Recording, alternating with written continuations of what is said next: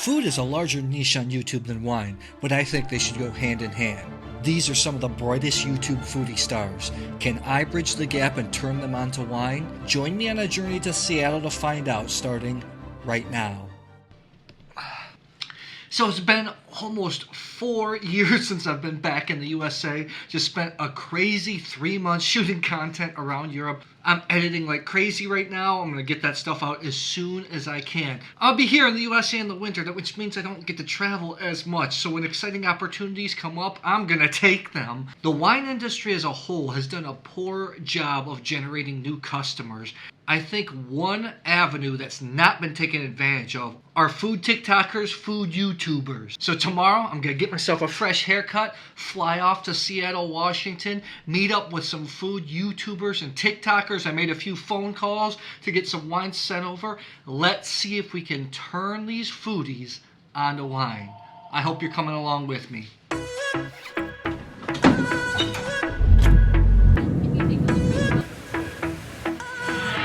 Made it to Vegas. I know it's a pain in the butt to travel, go through security and everything, but I still love going to the airport.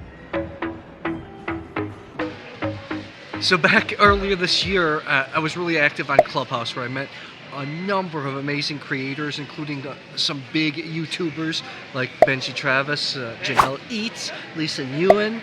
They're big foodie YouTubers. I got plenty of wine sent out to Seattle. We're gonna stick with Italian wine because it's very food friendly. I don't know how hardcore they are into wine, but if they're into food, they're gonna be into flavors. I have no idea what to expect.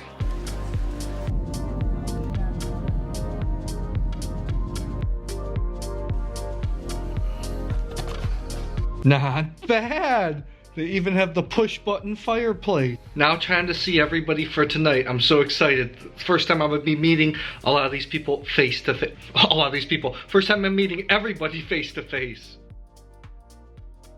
So I'm super excited because I haven't met Benji in person yet, but he's helped me out a lot. What's going on? Exotic wine travel. Benji got into the sparkling wine early. This is one I wanted to taste. Did you like it? Yes, I love this. So it'll be nice trying it the second day. Here you go. I just like the crispness of it. I like that it's not too sweet, but it feels like a sweet candy apple. Now time for the Sicilian white grape Grillo. Tell me what you really think of this. Okay. Suck some air into it. You get more flavor actually, like this. Do you enjoy it or not? Yeah, I would drink it. If someone served this to me, like I wouldn't think anything of it. I guess I'd say this. I'm indifferent. This grape is usually made to be simple, like quaffing wine. This is an attempt, I think, to make it a little bit more serious. And I think it's good. Is it blowing me away? It's not blowing me away, but I think it's solid. Now it's time for the serious stuff, like this Etna Rosso from Sicily. I was just at this winery, and I have to admit, this is showing really, really well. Everyone approve? Yes. Oh yeah, very approved. Everybody approves. Okay, yeah, I approve. And the rest of the gang has arrived finally. Cheers. Look out. We're just pre-gaming a little bit before the big event tomorrow night. Tomorrow during the day. We'll be eating a lot of food, pairing a lot of wines. What would you rate your wine enjoyment? Scale 1 to 10. Wine enjoyment? Yes. 8 out of 10. 8 out of 10. Wine knowledge is like -10. I don't know much about it. Okay, let's start with something simple, like this sparkling rosé Lambrusco. Dude, I love it. I love how you mentioned how to like kind of, you know, sip it around. And it definitely changed the flavor instead of like taking a straight shot like water.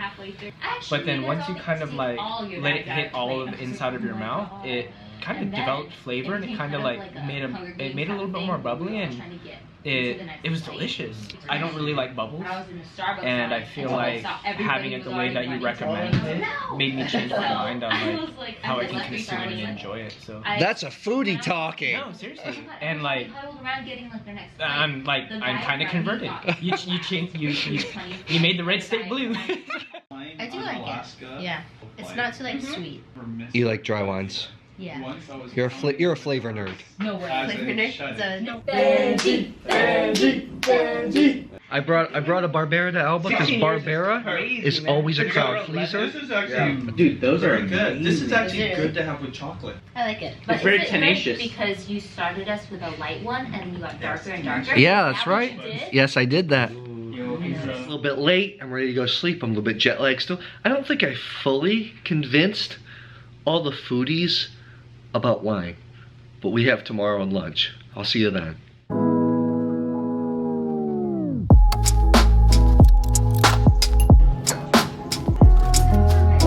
Today's the day of the big lunch. Since I'm intermittent fasting, I'm usually not eating breakfast, but I'm in the Pacific Northwest, so I couldn't resist a smoked salmon omelet. You know, I worked in coffee for 5 years, and I still think one of my favorite pairings is black coffee and smoked salmon.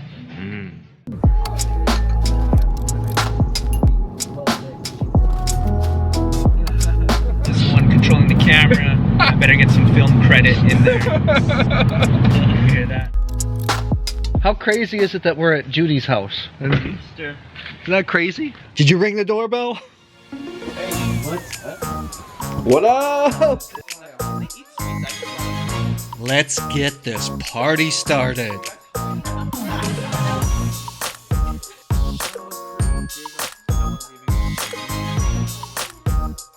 Judy's mom made siomai. I have to have some. I haven't had this in a long time. The moment of truth. Being with a ton of creators doesn't make me feel so weird about shooting. This seems like the right time to break out Prosecco. Forget that supermarket stuff. These bubbles are worth shelling out a little bit more money for. I really like it. Judy fries up some homemade lumpia, a spring roll from the Philippines. I think it will go great with the lambrusco. Dude, that's your duck fat. Ooh, yeah. Like, you know when you eat something greasy, you want the bubbles from a beer? I think it goes well with it. Joanne, aka the Korean Vegan, puts together a dish from her best-selling book. Not every day we get a superstar cooking for us, right? Oh, that's so sweet.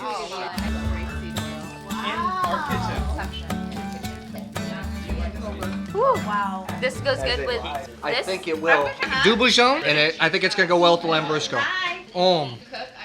Goes well because of the sweetness of the fruit and the saltiness. It's not the perfect pairing. Benji disagrees with me. Oh, I love this. This is probably my favorite tonight. I think the du bouillon will be better with the radicchio, I think. I don't know. Let me know once you start. Much better pairing, but white wine is always so friendly. I love challenging pairings of Asian food with wine. And it doesn't get any more challenging than gooey duck. This Pacific shellfish is a delicacy in Asia.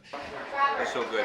It's got strong, fishy flavors, so I chose an Etna Bianco. It's a salty white wine made from the grape Caracante. If you eat it on its own, it's pretty fishy. Vegas? Yeah. I would be like, give me this wine thingy that Matt gave me. Do you want to eat That that? made me eat it. That's gross. We were supposed to cook Wagyu steak, but everybody's already full, so we'll have to sip on the reds all by themselves. They are all made from Sangiovese. The Vino Nobile is vegan friendly, which is why I chose it for the Korean Vegan. Nice. Very nice. The Brunello di Montalcino seems to be the winner, though. Do you actually like this? Yeah, it is. I actually like it better than the last one. It's good. I don't know the difference, but this one tastes better. You enhanced my enjoyment for sure. How many balls did we have today? Oh yeah, I 10? Oh my god. And I enjoyed every single one. Yeah. Well, I've always liked red wines, but I think I'm more open to sparkling wines now. So it's actually really interesting to try all these different flavors and these different wines. And pairing them with everything is like, it's like a little over my head. However, I do like the flavors. You tell us like facts about the wine. It's just so much more than just a bottle at this point. And it's, I feel like you care, that's why. And it makes it taste better. I think my favorite was having that wine with the seafood. So that was my favorite experience. Well, I learned that there's such thing as sparkling red. I also learned that there's a lot of taste buds that I'm missing out on all over the mouth, so I'm gonna definitely swish a lot more. One thing I'm really grateful, every time you handed me a glass, I'm like, oh, this goes so well with seafood. Or, you know, this is gonna be a sparkling red, you're gonna love this one. So I'm definitely way more excited. That's so funny.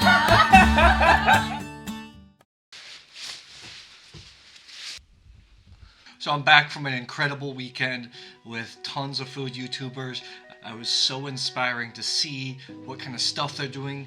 I know that us wine geeks are a little bit weird. We're a little bit crazy, a little bit too obsessive when it comes to wine. I actually thought though, oh, let me take this off, that food people might be a little bit more interested in flavor in wine. I know it wasn't the perfect atmosphere because we were all kind of standing up. I was just pouring wine as we were all socializing, but I thought there would be a little bit more interest. Don't get me wrong, people enjoyed the wine. They thought it was really delicious. Nobody was really intellectually curious about it though. So that really made me think a lot about the content on this channel. I might have to change things up a little bit. So was I able to turn any of those foodie YouTubers onto wine? For the most part, no. I'd love to know in the comments below, do your foodie friends like wine? Or are they as geeky as you are? I'll see you guys next time.